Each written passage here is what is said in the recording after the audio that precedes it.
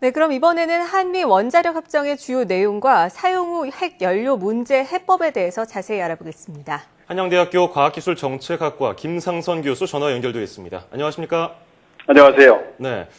한미 원자력 협정에서 오랜 줄다리기 끝에 일단은 좋은 소식이 들려오고 있는 것 같은데 언론 보도에서는 상당한 의견 접근이 이루어지는 것이라고 보고 있습니다. 어떻게 판단하십니까? 네, 이번에 상당히 오래 걸렸죠. 근데 이것이 이제 첫 번째로 볼 때는 원자력이 그만큼 중요하고 민감한 이슈다 이렇게 볼 수가 있고요. 예. 또 저희가 73년에 이제 그 협정 체결한 뒤에 41년이 지났기 때문에 그동안의 여건이 많이 바뀌었습니다. 가장 많이 바뀐 것이 우리나라 원자력 발전 수준이 이미 그 선진국 수준으로 올라왔기 때문에 그동안에 이제 예전의 협정이 조금 일방적인 불평등한 협정이었다면 이번에는 좀 상호 호혜적이고 동반자적으로 개정한다. 그래서 이제 이게 부분 개정이 아니라 제가 듣기로는 좀 상당히 전면 개정이기 때문에 이렇게 시간이 많이 걸린 것으로 알고 있습니다. 네. 사실 일본은 재처리가 가능한데 우리는 이 재처리가 아닌 재활용을 하는데도 미국의 반대가 아주 컸습니다. 왜 이런 차이가 생기는 겁니까? 제일 중요한 게 이제 핵 확산 우려죠. 아시다시피 이제 사용 후 핵연료 재처리 과정에서 핵 폭탄으로 쓰일 수 있는 우려가 있는 플루토늄이 나오기 때문에 그런 것을 이제 걱정하는 입장인데 이것이 단순히 미국 문제라기보다는 국제사회의 공통적인 우려라고 보게 됩니다. 그래서 결국은 이제 사용 후 핵연료를 새로운 연료로 재활용하면서도 핵 확산으로 연결되는 우려를 막자 이런 측면에서 아마 우려를 하는 것 같고요. 예. 그나마 이제 이번 협정이 타결된 것은 그동안 우리나라 원자력 발전소의 발전에 대해서 그만큼 국제사회의 신뢰도가 크게 늘어났고 우리 원자력의 어떤 실력이나 위상이 그만큼 높아졌다 이렇게 볼 수 있겠습니다. 예. 자, 이제 일단은 폐 연료봉을 재활용하는 새로운 기술인 이 파이로 프로세싱 연구가 본격화된다고 해도 갈 길이 멀다고 하고 있죠. 특히 이 파이로 프로세싱과 아까 냉각제로 소금을 이용하는 소듐 고속 냉각로를 상용하려면 엄청난 돈이 들기 때문에 비판적인 시각도 있다고 하던데 어떻습니까, 분위기가? 네, 아시다시피 우리나라는 이제 전체 에너지의 96.4% 정도를 수입하는 천연자원 부족 국가 아닙니까? 그래서 이 원자력 발전에 의존할 수밖에 없는 그런 입장인데요.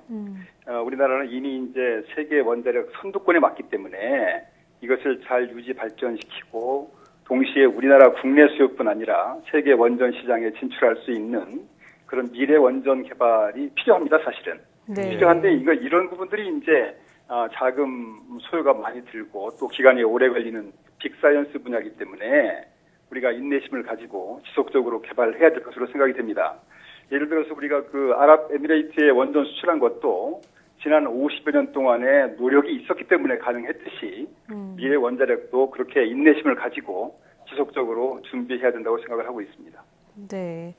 미래 원전 개발에 대해서 계속해서 장기적으로 바라보면서 지속적으로 해야 할 텐데 한미 원자력 협정의 사용 후 핵 연료 재활용 문제만 있는 게 아니지 않습니까? 우리가 주목할 만한 원자력 협정의 내용 어떤 것들이 있을까요? 정확히는 알 수 없지만은요. 아까 앞에서도 말씀드린 것처럼 이번 협정이 부분 개정이 아니라 아주 전반적인 전면 개정이다 이렇게 알고 있습니다. 그래서 일방적인 불평등한 그런 조약이 아니고 상호 호혜적이고 동반자적인 대등한 관계의 규정이라고 생각이 되는데요. 그 안에는 지금 사용 핵연료 외에도 핵연료를 안정적으로 공급받는 내용들이 포함되어 있고요.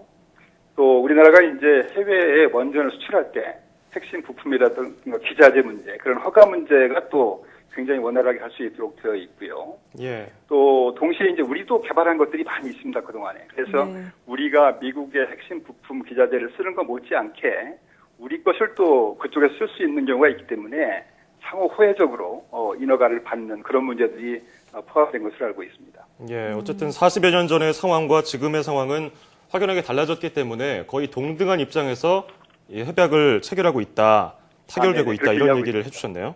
네네네. 예. 자, 그런가 하면 이제 좀 예민한 문제입니다. 고준위 폐기물 처분에 대한 공론화 위원회가 가동했습니다. 하지만 결론 내는데 어렵죠. 이 문제 어떻게 풀어야 한다고 보십니까?